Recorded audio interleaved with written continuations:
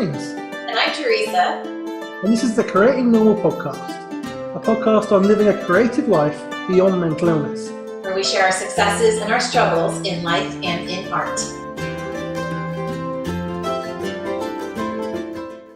Hey everyone, and welcome to the Creating Normal podcast. I'm James Prescott. I'm one of your hosts today, and with me is Teresa Colon. Hello, everyone. Welcome to the show. We're talking about another interesting topic today. But before that, we're gonna just check in with each other to see how we're doing.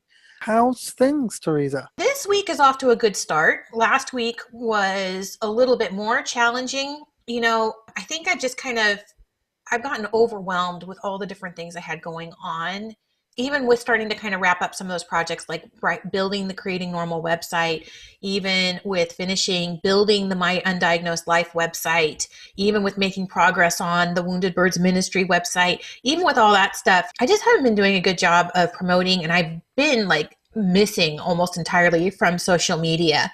So that's a little frustrating for me. I spent most of yesterday and today actually trying to kind of rebuild my social media presence. And I'm a little irritated at how much time is required in it, because I want to be out there. I want to be present, but I also have other things I want to do. So I've got to kind of really think this one through in terms of how much I really want to be, or how I really want to be approaching social media for me. We're finally starting to make some forward progress on the devotional. I have a cover that's almost fully designed. The book design is done for Kindle. We're just working on the paperback version now.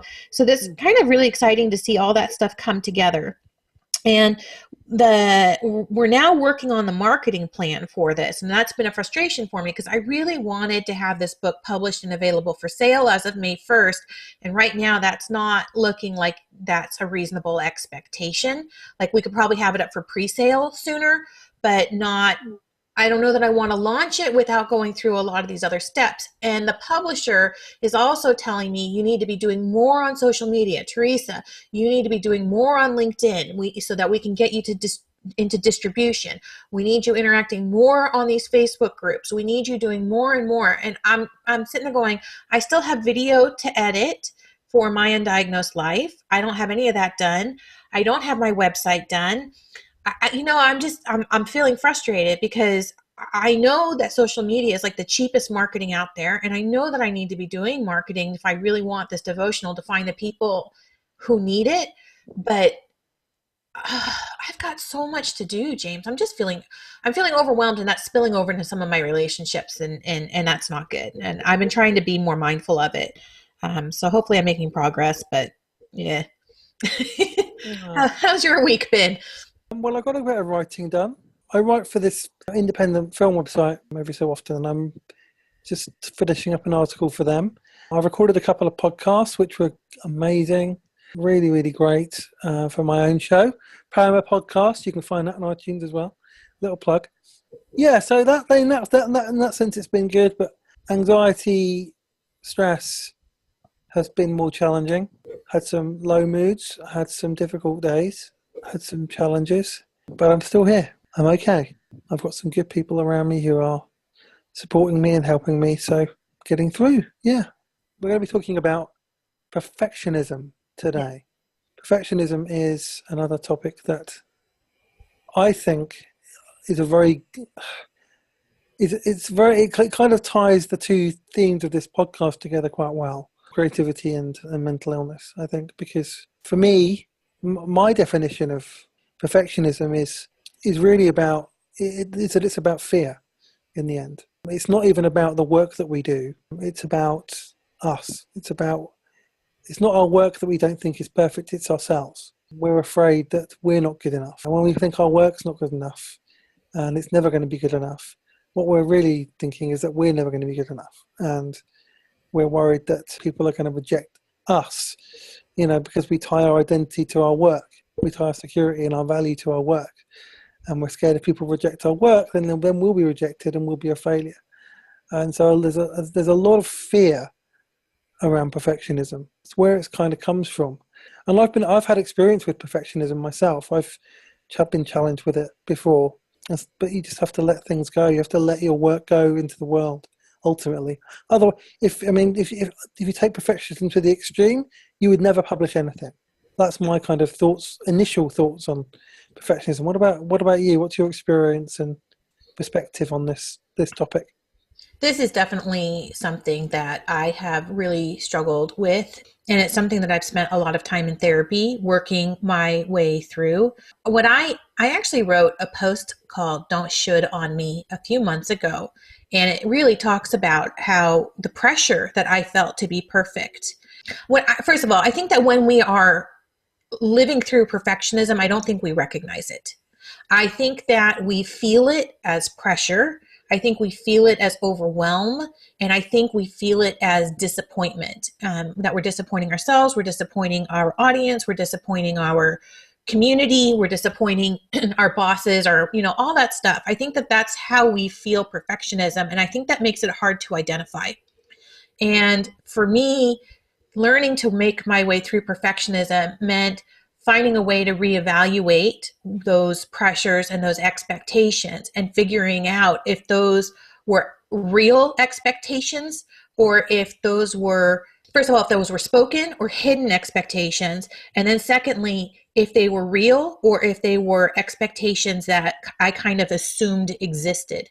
So an example of that was in my last corporate job, I worked in sales operations, and my boss became the chief revenue officer and took over sales across the globe. And that meant for me, as sales operations, that I tagged along with him. And I was pushing him to hire people in the local markets, and particularly in London and in Singapore, because I knew that they needed support. And in my mind, that was my responsibility. And we kind of talked about hiring and kind of didn't talk about hiring. And in the meantime, I was getting up at 4 a.m. so I could meet with people in London and guide them and help them through it. And then I was handling the team in the US and responding to their questions, because I did a lot of customer support from a sales operations perspective. And then that meant meeting at 8 o'clock at night to connect up with the Singapore team. Of are long flipping days. And I was not handling them well. I didn't understand self-care because this is before I was diagnosed, before, any of my therapy really happened. And that I look back on that now and I go, he was telling me I wasn't responsible for this stuff. He was telling me I was working too hard. And yet I felt really responsible to these other teams, to these other people, and to meet expectations that nobody actually verbalized. And I was stressing myself out. And that was perfectionism. I was trying to do the perfect job to meet everybody's expectations. And what ended up happening was my work across the board suffered. And I was stressed out and a terrible mom at that point in time. And it actually, I finally realized that my job was quite literally killing me. And now I look back on that and I go, the only reason that job was killing me was because I was killing me underneath this. Yeah, I mean, that's it. Perfectionism is a killer. I mean, it really is. Like, because ultimately you will never be good enough. Yes. And nothing will ever be good enough. You will either push yourself harder, burn yourself out, or you'll get depressed, severely depressed, and just like want to escape. And or a combination. Yeah, exactly. When you take it to its extreme, that's where it goes. Now, pursuing excellence is a good thing. Trying to do the best work you possibly can is a good thing. Trying to create great work to share with people is a good thing. But there has to be a point where you say, right, that's it. I'm going to release this to the world. Well, I think one of the things that helps with that, James. So just two quick thoughts. One is to have a schedule on which you release your stuff. And that's the point at which it doesn't matter if it's good enough or if it's ready, it just goes out the door. And then if you really need to, if you really get feedback from people, you can come back and always revise it later. But if you're continuing to try to meet a deadline and continuing to push stuff out, then at some point you don't have time to waste, revising all the old stuff. So for me, that's been one of the more helpful tips I've gotten in terms of battling perfectionism, is having a schedule and sticking to it, because it forces you to go ahead and release. Yeah, I agree. Perfectionism It strikes in whatever field of work you're doing, whatever what you're involved in, any kind of work. Doesn't have to be art. It can be anything. Anything you're doing, any job you have. If you push yourself too hard, the science shows if you push yourself too much, you will crash. Doesn't matter how healthy you are. Doesn't matter how fit you are. If you keep pushing yourself, your body will tell you to stop at some point. So we need, this is, I mean, it brings, in many ways, it's tied to the whole principle of Sabbath. You need to have a break every week and say, this day I will not do what I do the rest of the week. I will not open my laptop. I will not write anything. I will not create anything. I will not publish anything. I will not tweet anything. I will not go on social media. I will have a break from that and realize that life is not about those things. Yeah. Those things are they're good things, but they are not life. And that helps with perfectionism, I would say. Having a regular day every week where you don't do what you do the rest of the week and you rest and you do something that gives you energy and gives you life and gives you joy, whatever it is, and it'll be different for everyone. And one thing I would say though with books, if you're an author, you're writing a book, your draft doesn't have to be perfect. It's not supposed to be perfect. That's what an editor is for. That's their job. And plus a first draft of a book is never the draft that goes out. This is a secret that people don't tell you about writing books. The draft that goes to the publisher, that gets printed, is usually about the 6th, 7th, 8th draft of the book. Yep. And it's probably nothing like the original draft. And every book will have a typo. It's sort of like, especially in the first draft, there'll be loads of typos because you won't see them. And that's why you have an editor. So you don't have to worry about your book being perfect when you write it, because the draft that you submit won't be the final draft that goes out, because an editor will look at it and a proofreader will look at it and multiple people will look at it to make sure that that all those things are ironed out. Yep. And they will help you rewrite things and make it better. Anyway, that's their job. So that's what I would say, especially if you're to authors out there, as someone who's had a book published and worked with an editor and stuff. Don't not submit your book because you're worried there's typos or spelling mistakes or it's not perfect. There will be typos and spelling mistakes, and it won't be perfect. But send it to the editor, your editor, and get them to look at it. That's their job, and they will help you sort it out. Having typos and having spelling mistakes in a book that's probably about 50, 60,000 words isn't unusual. It doesn't make you a bad writer. It's a normal human thing. So that's what I would say. And I would say the same principles probably apply to any kind of major piece of creative work. Mm-hmm. And if it's a blog post, it's a blog post. It doesn't have to be Shakespeare. And you can go back and actually with a blog post, you can go back into it and correct all that stuff really quickly anyway. It's not like it's printed and then you can't do anything about it. There's some little tips there for writers and creators about. Well, I think that, first of all, I think that's fantastic, James, because that's been my experience too.